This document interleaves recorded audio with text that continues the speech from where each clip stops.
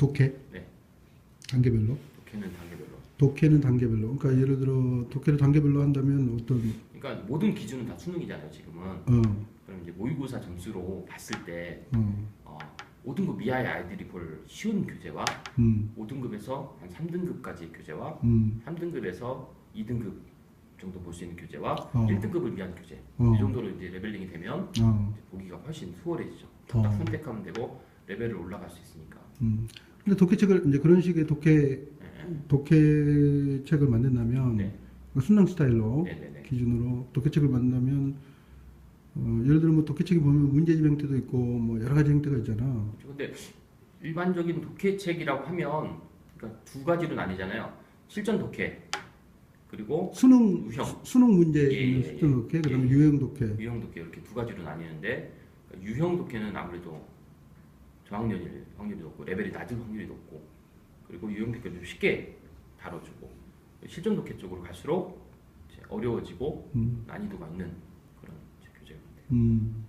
그리고 일반 교재 써보면 정말 터무니없는 지문들 많이 있어요. 그러니까 어려운 지문. 예, 이거는 어렵게 내려고 낸 것 같긴 한데 문제 수준이 너무 떨어져요. 괴리감이 있어요. 지금 나오는 모의고사 문제랑 우리가 그러니까 일반 사설 모의고사를 안 써요. 왜냐하면 답이 모호해요. 내가 설명하기에도 모호한 답들을 어려운 문제를 합치고 내놓는 건데 수능이나 모의고사 교과학평에서 나오는 거는 그게 없잖아요. 그런 거 없죠. 논란의 여지가 있으면 안 되잖아요. 그러니까 확 떨어져야 돼요. 그런 교재들로 좀 어렵게 문제의 난이도가 있으면 하는 게 바래요. 그러니까 문제 난이도라는 게 이제 지문하고 그렇죠. 이제 문제 좀 꼬는 거 뭐 이런 예. 어느 정도로 꼴 건가 그러니까 이런. 이제 일반적인 출판사에서들은 어렵게 된다 그러면 어떻게 되냐면 패러프레이즈를 안 해요.